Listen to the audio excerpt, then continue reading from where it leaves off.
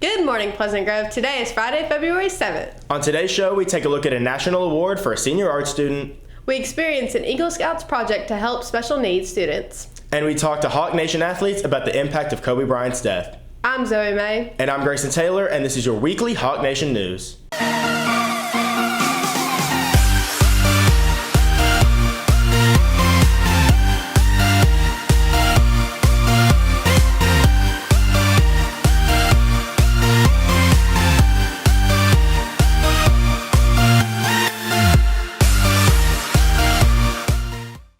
Kobe Bryant was not only an incredible basketball player and successful entrepreneur, he was also an inspirational role model for many Hawk athletes. Growing up, watching Kobe Bryant was without question for some Pleasant Grove basketball players.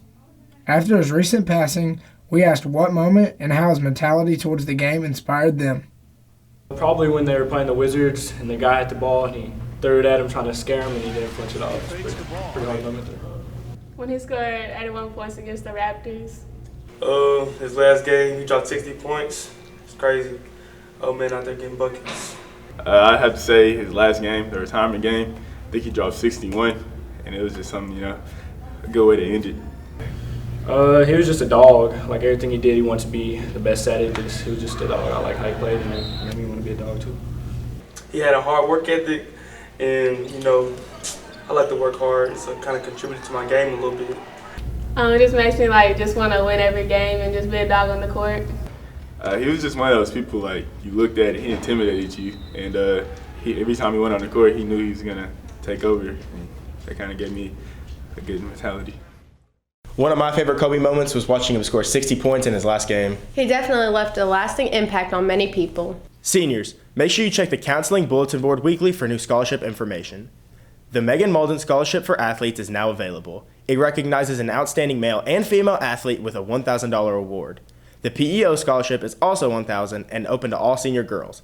Applications are due February 28th. For Zane Henry, creating a safe space for special needs students was the perfect Eagle Scout project. Before Zane Henry's Eagle Scout project, special needs students didn't have a place like this where they could go to relax. For his project, Zane built a sensory room at the intermediate school. A sensory room is a place for students to be able to go when they might have a sensory overload or they may need a sensory break.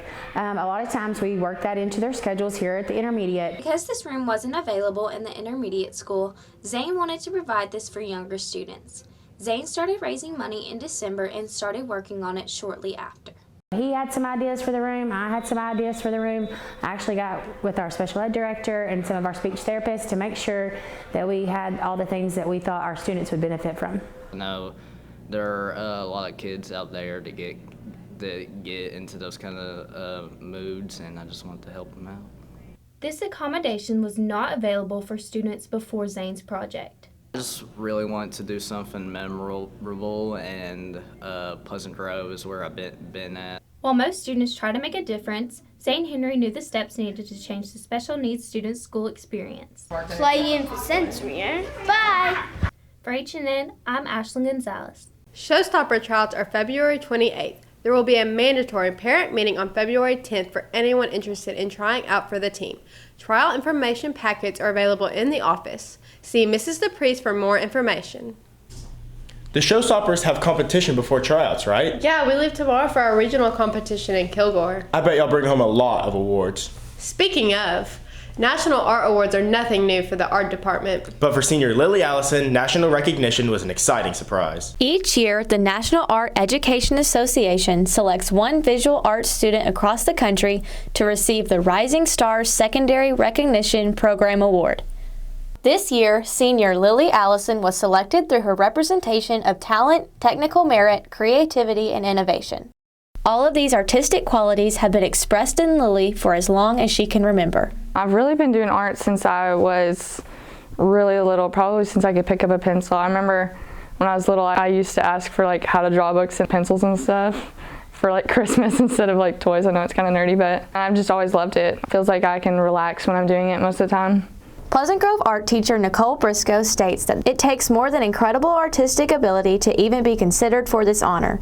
Lilly had to create what's called a comprehensive application process. She was nominated, and it wasn't just based on her art, although her portfolio was a big part of it, but it was also her academic grades, nomination letters, and then I think the most important part is the writing element of it, where she had to write an essay about what was important in art education to her. All of Lily's success is well-deserved, but she believes that she owes part of this prestigious award to her teachers and to the art program she has been a part of throughout high school. So throughout the past 4 years of my high school career, Ms. Briscoe and Ms. Manning have really helped me grow, and my progression throughout the 4 years has really been cool to see. Without their help, I definitely would not be where I am today, so I'm really thankful for them. Lily's award will be presented to her in March at the NAEA National Convention in Minneapolis, Minnesota. It's always rewarding to see Pleasant Grove excel, not only at the state level, but across the country as well. For Hawk Nation News, I'm Chloe Carpenter. You can see Lily's AP art portfolio during the annual PGHS Art Show and Exhibition in April. The Senior Who's Who recognizes seniors who excel in fine arts, academics, extracurricular, community service, athletics, and leadership. Applications are available for Ms. Harris in room 603 or in the office and are due today by the end of the day. Did you know this year's book will be here before school gets out? Yeah, I did. Don't forget, today's the last day to get your book ordered. See Ms. Harris or pick up an order form in the office. Let's be honest. Being home alone is boring. That's why you need a yearbook. Buy a yearbook and stay connected to the most special memories and friends for years to come. The Miss PGHS pageant will be March 13th. Applications are now available in the office or from Miss Edmonds for anyone interested in competing for the crown. Texas A&M Texarkana will host an Eagle Open House on Saturday, February 29th. See the counseling office for more information. Spring sports are in full swing, and we have the latest on sports in the Grove.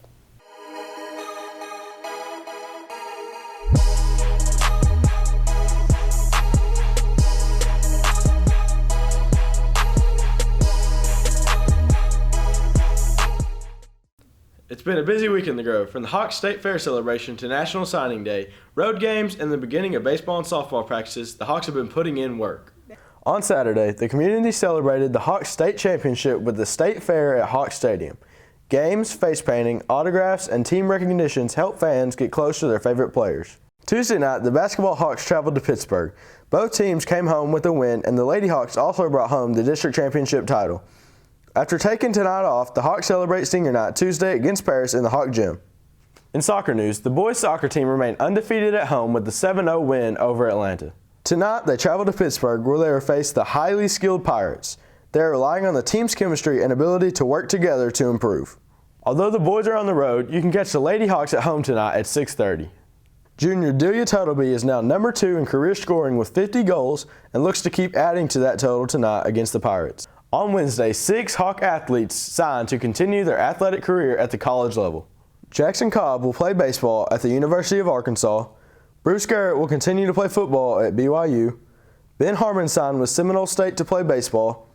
KJ Hicks will continue his football career at Southeastern Oklahoma State. Bree Jones signed with the Ready softball team at Henderson State University.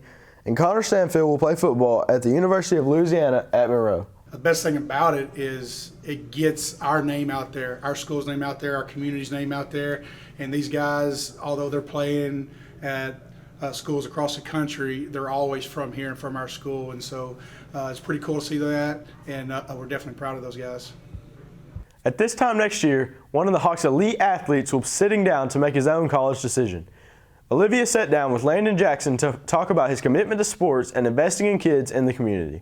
When most people think of Landon Jackson, they see a 5-star athlete and the #1 wide defensive end in the nation.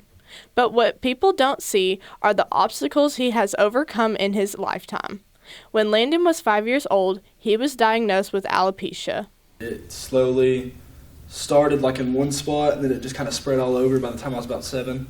Alopecia is a disease with sudden hair loss all over the body. Although this can be devastating at any age, fortunately, Landon was able to get the support he needed. Just really because it was at such a young age, it really just kind of made me kind of insecure about myself being that young. But as I grew older and like got good relationships with friends and everything, then it kind of just, I stopped thinking about it as much. Since Landon grew up with encouragement from friends, he looks for ways to help younger athletes overcome their own obstacles. A coach from another high school asked Landon to give advice to a 5th grader who was recently diagnosed with alopecia.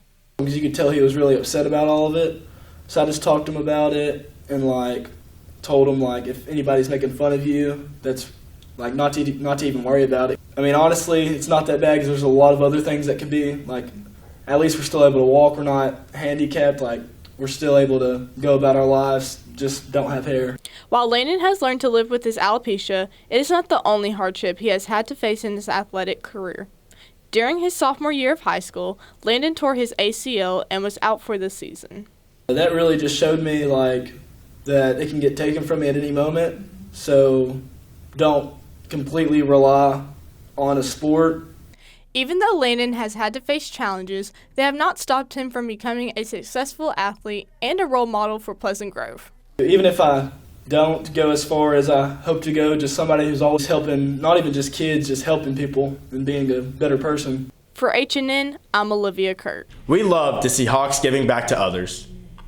Today in the Hawk Rock Cafe, Italian chicken parm sandwich, chicken and cheese quesadilla, cheese pizza, pepperoni pizza, lo mein noodles with chicken ranch wrap, Southwest chicken salad with cheese, veggies, fruit, and milk. Have a fabulous Friday, Pleasant Grove, and we will see you next time.